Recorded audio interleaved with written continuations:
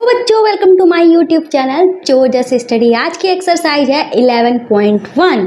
तो पहला क्वेश्चन क्या कह रहा है, तीलियों से प्रतिरूप बनाने के लिए आवश्यक तीलियों की संख्या के लिए नियम ज्ञात कीजिए। नियम लिखने के लिए एक चर का प्रयोग कीजिए। अब ये चर क्या होता है तो आपको ये समझा देते हैं। तो आपने ये दो टर्म्स सुने ही होंगे, अगर नहीं सुने हैं तो कोई बात नहीं, आपको ये आगे बहुत ही सुनने को मिलेगा। तो दो टर्म्स होते हैं हमारे पास, अचर और चर। ये अचर क्या होता है, चर क्या होता है। तो अचर की बात करते हैं, जैसे कि कोई संख्या हुई, 2 हुई, 5 हुई, 6 हुई, 7 हुई। ये हमारे जो संख्याएं होती हैं जिनको हम काउंट कर सकते हैं, जिनको हम बोल सकते हैं, जिनके बारे में हमें पता होता है, वो हमारे होते हैं अचर। चर की बात करते हैं तो इसका अस्तित्व तो होता ही होता है, ठीक है, इसका भी अस्तित्व होता है पर हमको इसके बारे में पता नहीं होता है। जैसे कि आपने किसी को रुपए दिए हैं पर आपको सही से याद नहीं है कि आपने कितने रुपए दिए, पर आपको पता है कि हाँ आपने उसको रुपए दिए हैं, ठीक है। तो मान लो आपने उसको x रुपए दिए, तो आपको पता है ये अस्तित्व में है पर आपको पता नहीं है इसकी वैल्यू क्या है। तो ये होते हैं हमारे चर। अचर की जगह पे हम x यानी x y z या a b c या आ बा सा कुछ भी लिख सकते हैं जिसके बारे में हमें पता होता है कि हाँ इसका अस्तित्व है पर उसकी वैल्यू नहीं पता होती है, तो वो होता है हमारा अचर। तो जैसे कि हमारा यहाँ पे पहला क्वेश्चन दिया गया, अक्षर टी के रूप में तीलियों का से प्रतिरूप जब बनाएंगे तो हमें कितनी तीलियों की आवश्यकता होगी, ये हमें बताना होगा।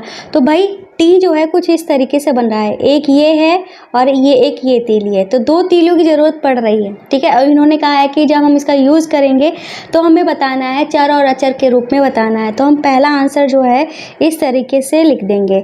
हमें यहाँ पे जो तीलियों की ज़रूरत पड़ेगी वो हमें पता है 2 तीलियाँ लग रही हैं। अब ये कह रहे हैं कि हमें चर के रूप में बताना है, तो हमने चर जो है इसमें n लगा दिया। 2 जो है इस n के साथ गुणा में लिखा है। जब कोई हमारे इस तरीके से संख्या लिखी होती है, 2 लिखा हो, कोई चर लिखा हो, मतलब कोई चर लिखा हो, कोई अचर लिखा हो, इनके बीच में कोई जब सिंबल नहीं लगाता है तो इसका मतलब इसका हुआ होता है 2 गुणे में n।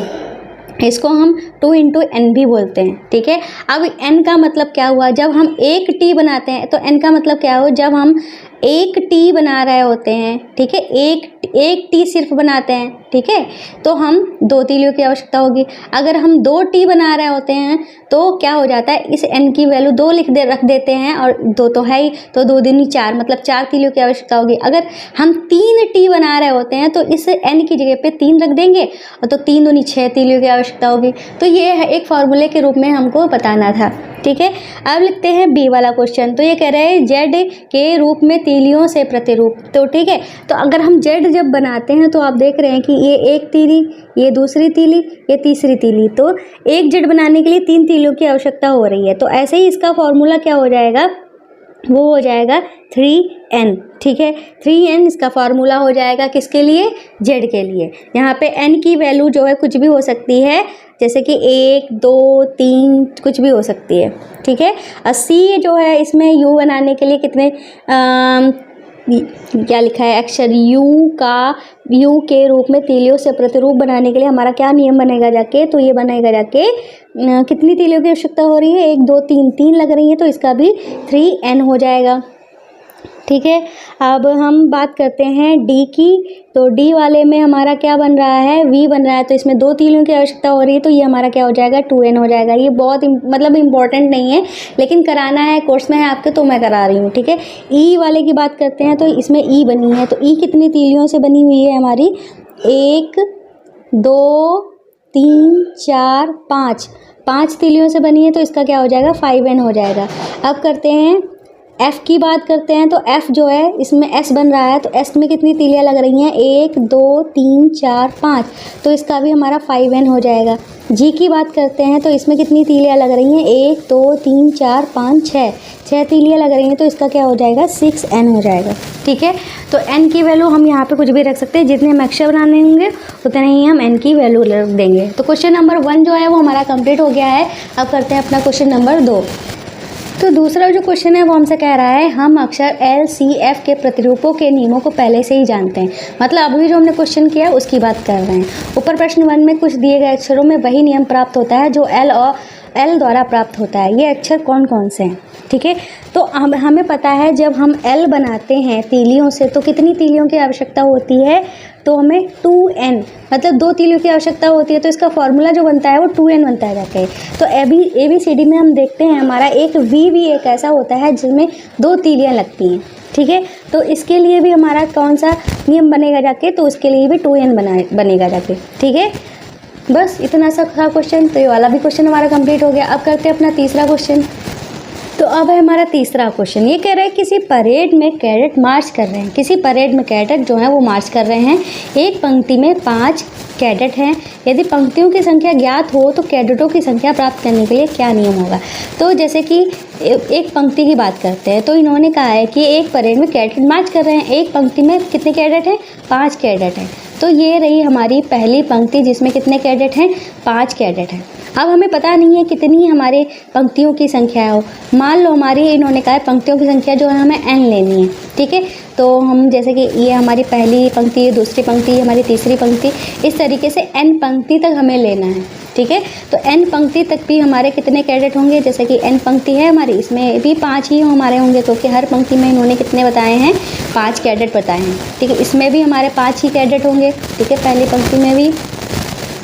तो इस तरीके से ये हमारा चलेगा। ठीक है, इससे अब पर इन्होंने कहा है कि इसके लिए नियम बताओ। भाई जब हमारी एक पंक्ति थी, ठीक है, एक पंक्ति की बात करते हैं तो हमारे कितने कैडेट थे? तो 5 कैडेट थे।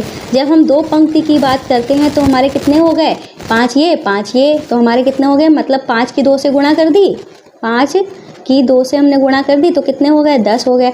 अगर 3 पंक्ति की बात करते हैं तो हमारे कितने होंगे? 5 और बढ़ जाएंगे। ठीक है, मान लो ये 3 पंक्ति की बात की हमने तो हमारे 5 और बढ़ गए तो कितने हो गए? 5 कम 5 15, 15 हो गए। तो मतलब हमने क्या किया? 5 की 3 से गुणा की तो हमारे 15 हो गए।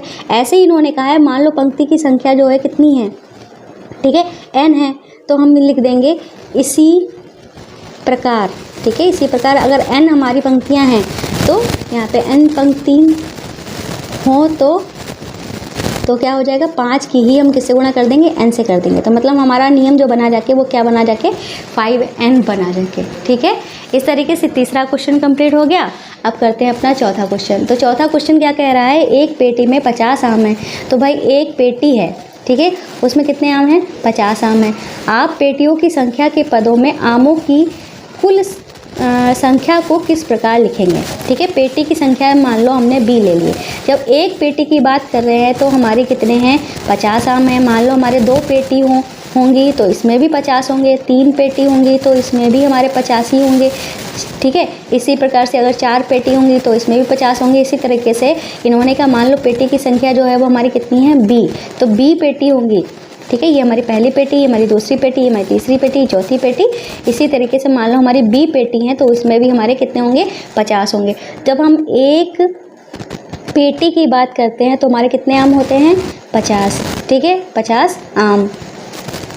2 पेटी की बात करते हैं तो क्या करेंगे? 50 को हम 2 से गुणा कर देंगे तभी तो हमारे 50 और 50 मिलके 100 हुए। ठीक है, तो हमारे 100 आम निकले जाके। 3 पेटी की बात करते हैं तो हम क्या करेंगे? 50 को 3 से गुणा कर देंगे तो ये इस तरीके से हमारे कितने हो जाएंगे? 150। तो आप 50 जोड़ लो, 150 ही आएंगे हमारे। इतने आम हुए। अब इन्होंने कहा है पेटी की संख्या, पेटी की संख्या जो है इन्होंने कहा है b लो। ठीक है, तो हमने b ली तो b पेटी होंगी। तो हम क्या करेंगे? 50 को b से गुणा कर देंगे। हमारे मतलब आम कितने आएंगे? 50b आम। तो ये हमारा नियम बना जाके। ठीक है, ये हुआ जाके। अब करते हैं क्वेश्चन नंबर 5। ठीक है, तो क्वेश्चन नंबर 5 क्या कह रहा है? शिक्षक प्रत्येक विद्यार्थी को 5 पेंसिल देता है। विद्यार्थियों की संख्या ज्ञात होने पर आप कुल वांछित पेंसिलों की संख्या ज्ञात कर सकते हैं। तो बिल्कुल ज्ञात कर सकते हैं।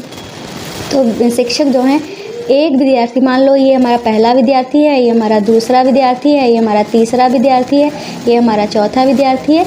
इन्होंने कहा मान लो विद्यार्थियों की संख्या जो है वो हम कितनी ले रहे हैं, x है, ठीक है। तो पहला विद्यार्थी को कितने दी, 5 पेंसिल, दूसरे विद्यार्थी को भी कितनी दी, 5 पेंसिल, तीसरे को भी 5 दी, चौथे को भी 5 दी, x वाले विद्यार्थी को भी 5 दी। तो अब हम यानी कुल निकालना हो तो हम कैसे निकालें। मान लो हमने एक ही विद्यार्थी को दी, ठीक है, यहाँ पे लिख लेंगे, एक विद्यार्थी को दी पेंसिल, कितनी पेंसिल दी, 5। बात करते हैं दो विद्यार्थी को दी पेंसिल, तो क्या कर देंगे, 5 पर मिलके 10 हुई ना, तो हम क्या कर देंगे, 5 से 2 को गुणा कर देंगे तो भी हमारा 10 आ जाएगा। ऐसे 3 विद्यार्थी की बात करते हैं तो हम क्या करेंगे, 5 से 3 को गुणा कर देंगे तो हमारा 15 आ जाएगा। इसी प्रकार उन्होंने कहा मान लो विद्यार्थियों की संख्या जो है x है, ठीक है, तो हमारा क्या हो जाएगा, 5 गुणे में x हो जाएगा, इसको हम 5x लिख सकते हैं, ठीक है। तो हमारी अगर कुल पेंसिल निकालनी हो और अगर हमारे पास विद्यार्थी x हो तो इतनी पेंसिल आ जाएंगी, 5 की x से गुणा कर देंगे तो ये हमारा पेंसिल लिखा जाएगा, ठीक है। तो इतनी पेंसिल हमारी निकलेंगी जाके, ठीक है। तो ये हमारा 5वां क्वेश्चन भी कंप्लीट हो गया। अब हम करते हैं अपना छठा क्वेश्चन। तो छठा क्वेश्चन देख लीजिए क्या कह रहा है। तो भाई ये कह रहा है कि एक चिड़िया 1 मिनट में 1 किलोमीटर उड़ती है, क्या आप चिड़िया द्वारा तय की गई दूरी को मिनटों में, ठीक है, उस मिनटों में उसके उड़ने के समय के पदों में व्यक्त कर सकते हैं। मिनट में उड़ने का समय को t से व्यक्त कीजिए। तो 1 मिनट में, ठीक है, 1 मिनट में कितना उड़ रही है, तो 1 मिनट में कितना उड़ती है, 1 किलोमीटर। बात करें 2 मिनट में कितना उड़ेगी, तो क्या कर देंगे, 1 को 2 से गुणा कर देंगे तो हमारा क्या आ जाएगा, 2 किलोमीटर। अब ये कह रहे हैं अगर हम t समय लें तो हम यहाँ पे लिख देंगे, इसलिए t मिनट में उड़ेगी, तो क्या कर देंगे, 1 की t से गुणा कर देंगे तो हमारा क्या हो जाएगा, t किलोमीटर हो जाएगा। बस हो गया हमारा क्वेश्चन, बहुत ही ज़्यादा सिंपल था, ठीक है। अब करते हैं अपना छठा क्वेश्चन। तो छठा तो हो गया, 7वां है क्वेश्चन हमारा। 7वां क्वेश्चन जो है हमसे क्या कह रहा है, राधा बिंदुओं से एक रंगोली बना रही है, ठीक है, और फिर इन्होंने एक कॉमन उसमें ब्रैकेट में बात बोली है, खड़िया के पाउडर की सहायता से बिंदुओं को जोड़कर रेखाओं का एक सुंदर प्रतिरूप बनाना है जैसे आकृति में। मतलब ये आपसे बस कहा है कि भाई ऐसा आप तुम भी बना सकते हो, अपनी रंगोली ऐसे बना सकते हो इसका यूज़ करके। फिर क्वेश्चन में इन्होंने कहा है उसके पास एक पंक्ति में 8 बिंदु हैं, 8 पंक्तियों की रंगोली में कितने बिंदु होंगे, यदि 8 पंक्तियाँ हों तो कितने बिंदु होंगे, यदि 10 पंक्तियाँ हों तो कितने बिंदु होंगे। तो वो जो रंगोली बना रही है उसने कहा है कि उसकी एक पंक्ति में कितने बिंदु हैं, 8 बिंदु हैं। तो 3 4 5 6 7 8, ठीक है। अब एक पंक्ति में कितने बिंदु हैं, 8 बिंदु हैं। तो ऐसे ही हमको पहले बताना है, यदि उसके पास 8 पंक्तियों में रंगोली में कितने बिंदु होंगे। तो मान लो अगर हम ये पहली पंक्ति है, दूसरी पंक्ति की बात करते हैं तो दूसरी पंक्ति में भी हमारे कितने बिंदु होंगे, 8 बिंदु होंगे। 1 2 3 4 5 6 7, 1 2 3 4 5 6 7 8, ठीक है। तो इसमें भी हमारे 8 हैं। ऐसे ही इन्होंने कहा है आर पंक्ति में कितने बिंदु होंगे, तो आर पंक्ति में भी तो हमारे 8 ही तो होंगे बिंदु, ठीक है। तो इसको हम इसमें भी हमारे 8 ही होंगे, पर हमारे टोटल की बात की जाए आर पंक्तियों में कितने बिंदु होंगे टोटल, तो हम यहाँ पे चाहे तो ऐसे लिख सकते हैं, एक पंक्ति में बिंदु, तो एक पंक्ति में जो बिंदु हैं वो हैं हमारे 8। 2 पंक्तियों की बात करते हैं तो क्या कर देंगे, 8 को 2 से गुणा कर देंगे तो हमारे अगर टोटल गिनेंगे तो हमारे 16 ही आएंगे। इसी प्रकार हम यहाँ पे आर पंक्ति में बिंदु की बात करते हैं तो क्या हो जाएगा, 8 की हम आर से गुणा कर देंगे तो हमारा क्या आ जाएगा, 8 आर आ जाएगा, 8 आर बिंदु आ जाएंगे, ठीक है। फिर उन्होंने कहा अगर पंक्ति में यदि 8 पंक्तियाँ हो तो कितने बिंदु होंगे, तो हम यहाँ पे लिख देंगे तथा 8 पंक्ति में बिंदु, तो क्या करेंगे, 8 की 8 से गुणा कर देंगे, 64 हमारे बिंदु निकलेंगे जाके, ठीक है। ये हो गया हमारा दूसरा आंसर। फिर उन्होंने कहा 10 पंक्तियाँ हो तो कितने बिंदु होंगे, तो हम यहाँ पे लिख देंगे तथा 10 पंक्ति में बिंदु, तो हम क्या करेंगे, 8 की 10 से गुणा कर देंगे तो हमारा 10 8 80 हमारे बिंदु निकलेंगे जाके। पूरा क्वेश्चन सॉल्व हो गया, आपने कुछ देख ही नहीं पाया, इसके लिए सॉरी। तो कुछ नहीं किया है, 8 पंक्ति होंगे तो हम 8 की 8 से गुणा कर देंगे, 8 आर आ जाएगा। अगर हमारे पास 8 पंक्तियाँ दी गई हों तो 8 पंक्तियों में हम बिंदु निकालेंगे, तो ये जो 8 आर वाला जो हमने नियम बनाया था, इसी में आर की जगह पे 8 रख दो, 8 और 64 हो जाएगा। फिर उन्होंने कहा था कि 10 पंक्ति में, तो 10 पंक्ति हमने जब ली हैं तो 8 की हम 10 से गुणा कर देंगे, 10 8 80, तो 80 बिंदु आ जाएंगे। बहुत ही ज़्यादा ईजी है, ठीक है, कुछ भी ऐसे समझने वाला नहीं है, बहुत ही ज़्यादा बच्चों वाला एकदम है, ठीक है। अब है हमारा नेक्स्ट क्वेश्चन 8वां। ये कह रहा है लीला राधा की छोटी बहन है, लीला राधा से 4 वर्ष छोटी है, क्या लीला की आयु राधा की आयु के पदों में लिख सकते हैं? राधा की आयु x वर्ष है, ठीक है। तो इन्होंने क्या बोला है, जो हमारी राधा है, ठीक है, राधा की आयु जो है इन्होंने क्या बताई है, x वर्ष बताई है। फिर इन्होंने कहा क्या है, लीला राधा की छोटी बहन है, मतलब लीला जो है राधा से छोटी है। फिर लीला जो है राधा से 4 वर्ष छोटी है, तो हम यहाँ पे लिख देंगे, इसलिए लीला की आयु, तो लीला की आयु क्या हो जाएगी, इन्होंने कहा है लीला जो है राधा से कितने छोटी है, 4 वर्ष छोटी है, राधा की आयु कितनी है, x है, तो 4 घटा दो, कितने x - 4 वर्ष आ जाएगी। बस हो गया हमारा क्वेश्चन। जैसे कि आपकी बहन है, मान लो 10 साल की है, आप अपनी बहन से 4 साल छोटे हो, तो क्या करोगे, आप अपनी एज निकालने के लिए 10 में से 4 ही तो घटाओगे, तभी तो 6 आएगा। ऐसे ही इसकी राधा की आयु x थी और लीला जो है इससे 4 साल छोटी थी, तो इसमें x में से 4 घटा दो, बस लीला की आयु निकल आएगी, ठीक है। अब करते हैं अपना नवा वाला क्वेश्चन। तो नवा वाला क्वेश्चन जो है वो हमसे क्या कह रहा है, माँ ने लड्डू बनाए हैं, उन्होंने कुछ लड्डू मेहमानों और परिवारों के सदस्य को दे दिए, फिर 5 लड्डू शेष रह गए। यदि माँ ने L लड्डू दे दिए हों तो कुल कितने लड्डू बनाए थे? मतलब जो माँ थी उसने लड्डू बनाए थे, अब हमको पता नहीं है कितने लड्डू बनाए थे, यही हमको बताना है। उन्होंने कुछ लड्डू, मान लो इतने सारे लड्डू बनाए थे, इसमें से इतना हिस्सा जो है वो मेहमान को दे दिया और परिवार को दे दिया। इतने लड्डू अभी हमारे पास बचे हैं, तो इतने लड्डू बचे हैं, ये हमारे पास 5 लड्डू सिर्फ बचे हैं। अब ये कह रहे हैं कि तो उसने कुल कितने लड्डू बनाए थे। तो ये जो इन्होंने लड्डू दिए थे परिवार और मेहमान को L लड्डू दिए थे, मतलब टोटल जो ये लड्डू बांटे हैं वो L लड्डू बांट दिए और 5 हमारे रह गए। तो हमको बताना है कि कितने लड्डू बनाए, तो कुछ नहीं है, ये आधा हिस्सा, मतलब एक पार्ट ये है, दूसरा पार्ट ये है, दोनों पार्टों को जोड़ के हमारा पूरा हो जाएगा। इसका मतलब दोनों को जोड़ देंगे तो हमारा आंसर क्या हो जाएगा, कुल लड्डू बराबर L + 5। बस इतने लड्डू बनाए थे, दोनों को जोड़ दो, बस हमारा हो जाएगा। तो ये हमारा 10वां क्वेश्चन। ये कह रहा है संतरों को बड़ी पेटियों में से छोटी पेटियों में रखा जाना है, ठीक है। मतलब संतरा जो हैं बड़ी पेटियों में रखे हैं, उनको छोटी पेटी में रखा जाना है, ठीक है। जब एक बड़ी पेटी को खाली किया जाता है तो उसके संतरों से 2 छोटी पेटियां भर जाती हैं। मतलब हमारे पास बड़ी पेटी है, इसमें क्या है, संतरे रखे हुए हैं, ठीक है। अब इन संतरों को छोटी पेटी में भरना है, ठीक है।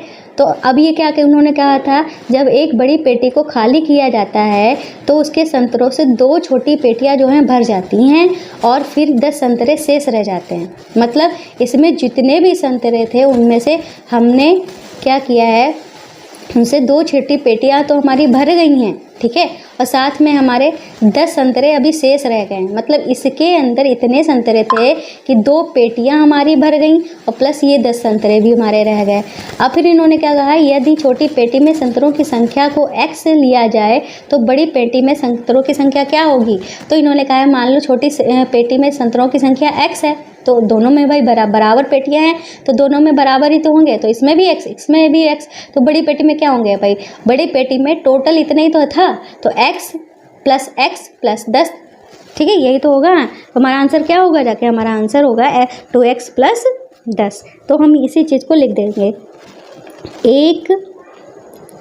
इन्होंने कहा था छोटी पेटी में संतरों की संख्या x है, ठीक है।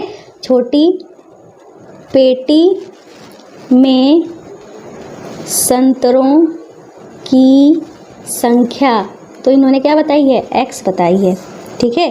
तो अब हम यहाँ पे लिख देंगे कि बड़ी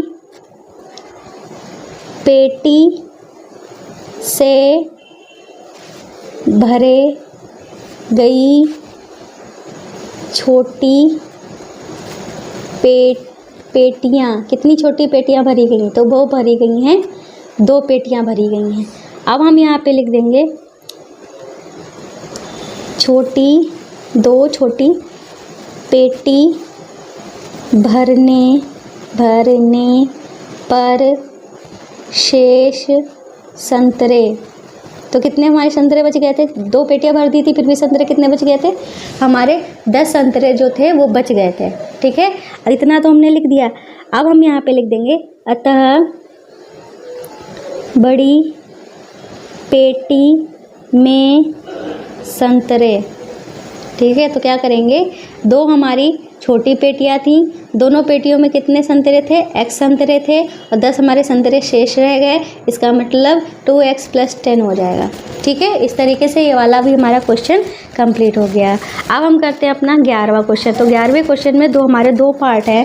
तो चलिए पहला पार्ट जो है वो हम देख लेते हैं। वो ये है, तीलियों से बने हुए वर्गों के नीचे दिए प्रतिरूपों को भरिए। ठीक है, तो ये हमारे तीलियों से बने हुए प्रतिरूप हैं।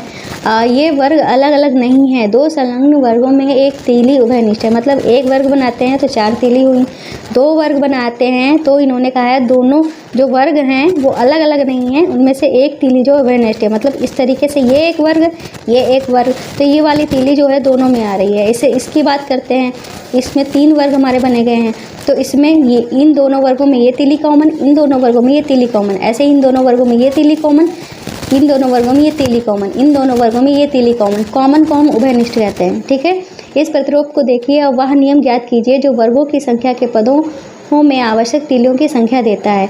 अभी इन्होंने संकेत दिया है, यदि आप अंतिम ऊर्ध्वाधर तीली को हटा दें तो C का प्रतिरूप प्राप्त हो जाएगा। ठीक है, अब ये भी देख लेते हैं। पहले हम अपने क्वेश्चन को जो उन्होंने पहले बात कही है वो करते हैं। जैसे कि हमने इसमें तीलियां देखी, तो कितनी तीलियां लगी थी? 4 तीलियां लगी थी। इसमें तीलियां गिनी 1 2 3 4 5 6 7, इसमें 7 तीलियां हैं। इसमें गिना 1 2 3 4 5 6 7 8 9 10, इसमें हमारी 10 तीलियां हैं। इसमें गिनते हैं 1 2 3 4 5 6 7 8 9 10 11 12 13, तो इसमें हमारी कितनी है? 13 तीलियां हैं। ठीक है, अब इन्होंने कहा है कि क्या बोला था इन्होंने? तो इन्होंने एक बात बोली थी, अगर हम एक तीली को हटा देते हैं, ठीक है, तो C का प्रतिरूप प्राप्त होता है। तो ये बात तो अलग ही। अगर हम एक तीली को हटा देते हैं, मतलब हम इसमें से एक तीली को हमने माइनस कर दिया, ठीक है, तो हमारे पास 3 बचा। इसमें से एक तीली को माइनस कर दिया तो 6 बचा। इसमें से एक तीली को माइनस कर दिया तो 9 बचा। इसमें से एक तीली को माइनस कर दिया तो हमारा 12 बचा। अब हम देख रहे हैं कि हमारा 3 का टेबल बन रहा है। 3 कम 3, 3 दूनी 6, 3 दूनी 9, 3 चक्कू 12। मतलब हमें यहाँ पे क्या मिल रहा है? ये अगर हमारा 3 है, ये हमारा 3 गुणे 2 है, ये हमारा 3 गुणे 3 है, और ये हमारा 3 गुणे 4 है। इसी तरीके से चलेगा। ठीक है, तो इसका मतलब हमें यहाँ पे जो नियम मिल रहा है वो मिल रहा है क्या? 3n मिल रहा है। ठीक है, ये हमें जो मिला है वो 3n मिल रहा है, जहाँ पे n जो है वो हमारा क्या है? n की वैल्यू n बराबर 1, 2, 3, मतलब यही चल रहा है। n की वैल्यू रखते जा रहे हैं तो इस हिसाब से तीलियां बढ़ती जा रही है। अब बात करते हैं इसके नियम की, तो इसमें क्या बनेगा? जैसे कि इसमें 1 जो है सब में एक्स्ट्रा है ना, हमने सब में से 1 घटाया था, तो 3n तो हो गई ये वाला। ठीक है, अगर हम इसमें 1 जोड़ देते हैं तो जैसे कि 3n था, 3 × 1, अगर इसकी वैल्यू 1 रखते हैं तो 3 कम 3, 3 में 1 जोड़ा 4 हो गया। ऐसे n की वैल्यू अगर 2 रखते हैं, 3 दूनी 6, 6 में 1 जोड़ा तो 7 हो गया। मतलब इससे जो हमारा नियम मिल रहा है वो 3n + 1 मिल रहा है। इससे जो हम एक तीली जब हटा देते हैं तो हमको 3n मिल रहा है। ठीक है, तो ये हो गया हमारा A वाला पार्ट। अब करते हैं अपना B वाला पार्ट।